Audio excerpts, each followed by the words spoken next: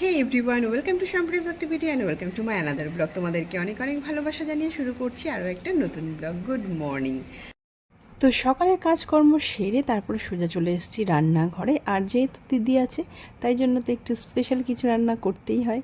তো আজকে চলে এসেছিলো পমফ্রেট মাছ, সেটা হচ্ছিল। আর তোমাদেরকে তো আগের দিন বললাম দিদি যেহেতু ভালো রান্না করে তাই ওর ঘাড়েই অনেকটা দায়িত্ব চাপিয়ে দিই রান্নারও। তো আজকে হচ্ছিলো পমফ্রেট মাছ, সেটা হচ্ছে পমফ্রেট মাছের ঝাল আর কি। তো পেঁয়াজ রসুন এগুলো দিয়েই করা হবে। তো যেমনটা হয় ওদিকে মশলা আমি করে নিয়েছিলাম, আদা রসুন জিরে লঙ্কা এইগুলো সব মশলা করে নিয়েছিলাম, একটু টমেটোর মধ্যে দিয়ে দিয়েছিলাম। আর এদিকে তেলের ওপরে পেঁয়াজ দিয়ে তারপরে এদিকেও হালকা একটু টমেটো দেওয়া হয়েছিল। তো এখানে একটু এটাকে হতে দেব, তাই জন্য ঢাকা দেওয়া হলো। মানে অ্যাকচুয়ালি দিদি করছিল এটা, আমি জাস্ট একটু হেল্প করছিলাম হাতে হাতে। আর এইটা হয়ে আসলে মোটামুটি এই টমেটো আর পেঁয়াজটা ভাজা হয়ে আসলে তারপরে ওই যে মশলাটা দিয়ে দেবো। আর এই যে মাছগুলো ভেজে নেওয়া হয়েছে আগেই, হালকাভাবে ভেজে নেওয়া হয়েছে নুন হলুদ মাখিয়ে। আর তো যে মশলাটা আমি রেডি করেছিলাম সেটাই এখন দিয়ে দেওয়া হলো। তো এই মশলাটাকে এখন ভালো করে কষানো হবে। এরকমভাবেই মানে পমফ্রেট মাছ আমার ভালো লাগে। প্লাস হচ্ছে তোমার যেটা ওই সর্ষে বাটা দিয়ে হয় সেটাও ভালো লাগে, মানে দু রকমই ভালো লাগে আর কি। অনেকে হয়তো পেঁয়াজ রসুন দিয়ে পছন্দ করে না, সর্ষে বাটাটা বেশি পছন্দ করে, এরকম ব্যাপার। বাট আমার দুটোই ভালো লাগে। মানে একই রকম সবসময় খাওয়ার থেকে একটু ঘুরিয়ে ফিরিয়ে খাওয়াটাই ভালো। তো এখানে দেখো মশলা দিয়েছে, তারপরে নুন হলুদ একটু দিয়ে এটাকে ভালো করে কষাতে দেওয়া হবে। এবার মশলাটা ভালো করে দিয়ে দেওয়া হলো এবার জল।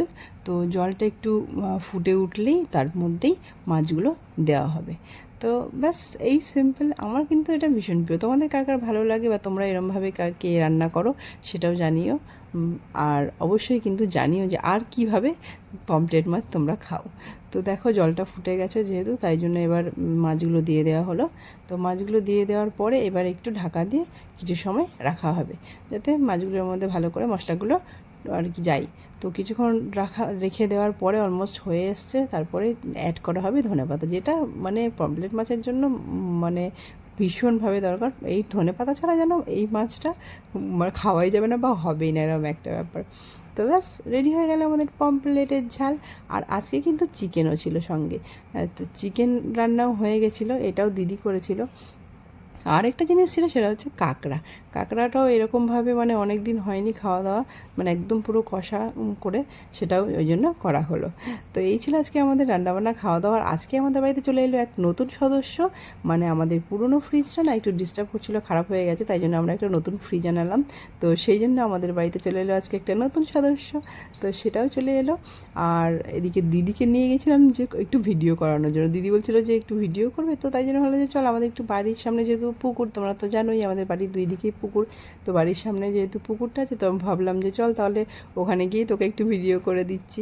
তো ও রেডি হয়ে গেছিলো, সব কিছু পরে টোরে রেডি হয়ে এলো, শাড়ি পরে। তারপর আমি বললাম যে তাহলে আমি মানে করে দিই, ভিডিওটা তো একজনকে করে দিতে হবে। তো ওকে নিয়ে গিয়ে বললাম যে চল ঠিক আছে, চল এখানেই করে নেওয়া যাক, একা একা তো সবসময় সম্ভব হয় না।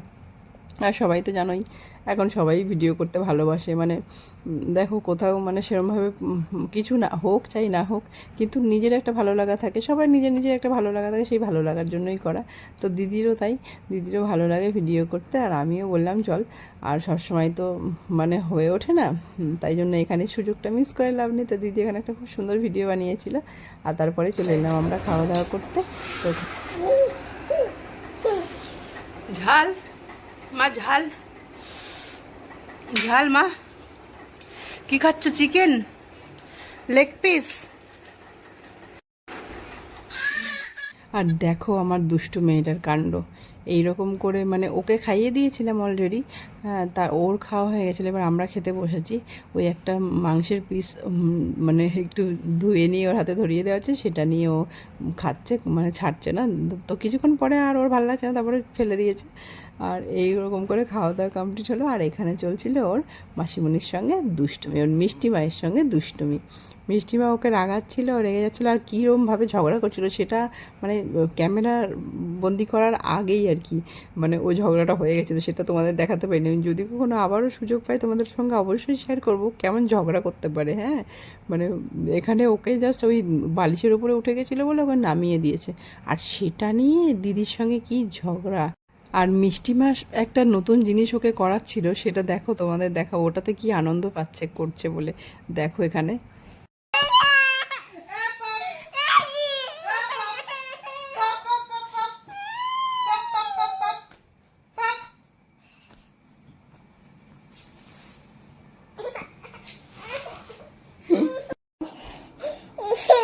বলো পাপ। কি করে কি করে কি করে বাহুবলী করে দেখি দেখি দেখি আগে দেখি বাহুবলী বাহুবলী দেখো বাহুবলী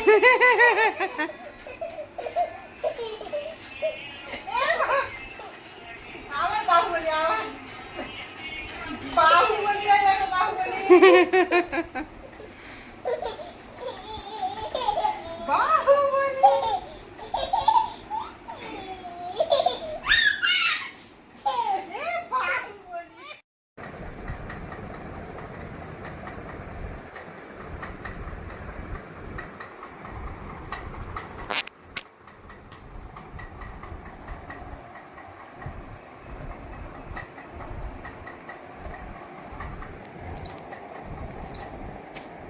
আম্মা মাম্মা মিষ্টিমা সাজুগুজু করছে, তুমি যাবে? কোথায় যাবে মিষ্টিমা সাজুগুজু করে? সাজুগুজু করে কোথায় যাচ্ছে? হ্যাঁ, কোথায় যাচ্ছে গো সাজুগুজু করে? তুমি কোথায় যাচ্ছ? পড়ে যাবে তো। তুমি যাবে? তুমি যাবে?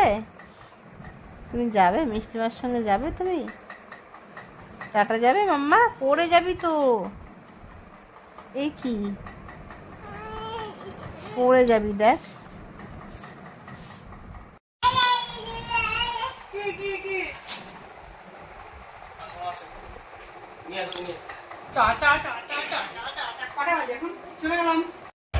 চলে আসো মিষ্টিমা, চলে যাবে, চলে আসো। কেন? কি না না, চলে আসো। এখন তুমি কোথায় যাবে? ওই তো ঘুমাইনি, গেলাম। যাও যাও যাও দেখো দেখো, যাও যাও যাও, জামাকে দিয়ে দে। জামা কি কান্না,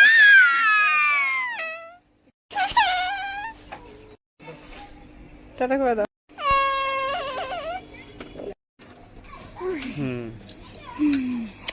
আরেকবার তাতা করে দাও, মাকে তাতা করে দাও। বাবা আমাকে নেবে না, আমি যাব না, আমি যাব না। এমা মিষ্টিমা কই? মিষ্টিমা কই? কই মিষ্টিমা? এমা মিষ্টিমা কই?